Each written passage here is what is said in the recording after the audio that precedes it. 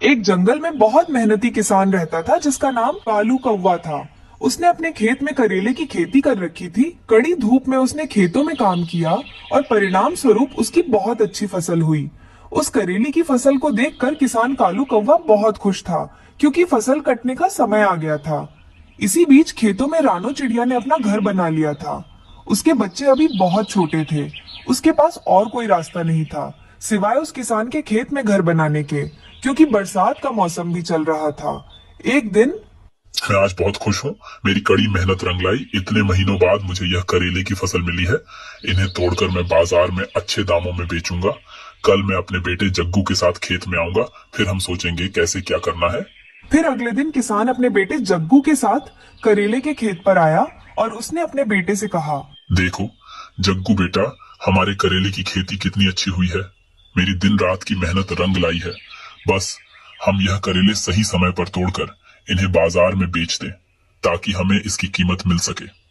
जग्गू बेटा, तुम ऐसा करो कि अपने सभी रिश्तेदारों को आमंत्रण करो, ताकि अगले शनिवार आकर फसल काटने में वह सब हमारी मदद करें, क्योंकि यह काम हमसे अकेले नहीं हो पाएगा। किसान की बात सुनकर रानो चिड़िया के दोनों बच्चे बहुत घबरा गए और अपनी माँ से कहने लगे, अब हमारा क्या होगा माँ?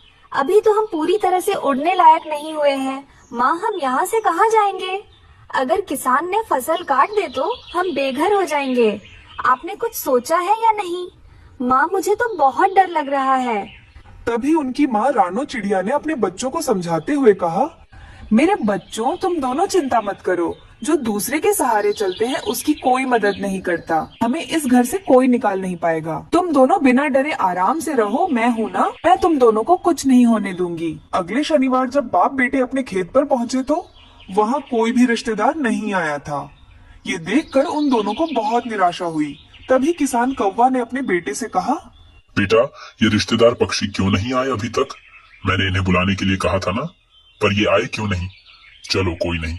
बेटा जग्गू, तुम दोबारा उन्हें एक बार बुला लेना। ये बात सुनकर बच्चे फिर से डर गए, लेकिन इस बार भी रानो चिड़िया अपने बच्चों के साथ बिना डर कर वहाँ खेतों में रही। तभी रानो चिड़िया के पास लूसी कबूतरी आती है और उससे कहती है, क्या हुआ बहन, तुम क्यों परेशान नजर आ रही हो? और तुम्हारे बच्चे भी बहुत उदास हैं। बताओ मुझे क्या बात है, शायद मैं तुम्हारी कुछ मदद कर सकूं।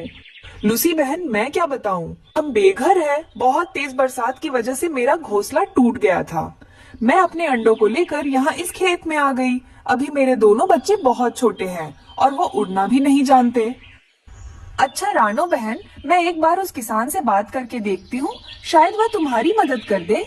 फिर लूसी कबूतरी ये कहकर कालू कौवे के पास जाती है और उसे सारी बात बताती है, लेकिन कालू कौवा रानो चिड़िया की मदद करने से साफ इनकार कर देता है। रानो बहन, मुझे माफ कर दो। मैंने अपनी तरफ से पूरी कोशिश की, लेकिन वह किसान नहीं माना। अब मैं चलती हूँ। कोई बात नहीं लूसी बहन, आपने अपनी तरफ से कोशिश तो की, बस मेरे लिए बहुत है। फिर लूसी कबूतरी वहाँ से चली जाती है। अगले हफ्ते जब दोनों बाप बेटे खेत पर पहुँचे तो देखा वहाँ कोई भी रिश्तेदार सहायता करने नहीं आया था। तो किसान ने अपने बेटे से कहा, जो पक्षी दूसरे का सहारा लेकर जीना चाहता है, उसका यही हाल होता है। उसे हमेशा निराशा ही मिलती है। अब चलो घर जाते हैं। कल सुबह हम फसल काटने का सामान लेकर आएंगे और इस करेले की फसल को हम दोनों मिलकर तोड़ेंगे। चलो बच्चों, अब इस करेले के खेत में से जाने का समय आ गया है। जब पक्षी खुद का काम खुद करने की प्रतिज्ञा कर लेता है तो फिर उसे किसी की सहारे की जरूरत नहीं पड़ती है और ना ही कोई उसे रोक सकता है। इसलिए अब हमें ये जगह छोड़कर जाना होगा। वैसे भी तुम दोनों अब उड़ना सीख गए हो। हम कहीं और जाकर अपना नया घर बनाएंगे जिसमें हम अपनी आगे की जिंदगी आराम से काट सके। यह कहकर रानो चिड़िया अपने दोनों बच्चों के साथ वहां से दूर किसी और जंगल में जाकर अपना बसेरा बना लेती है। वही किसान कालू कौवा अपने बेटे जग्गू के साथ अपने करेले की फसल काटकर उन्हें बाजार में बेचकर अच्छे पैसे कमाकर बहुत खुश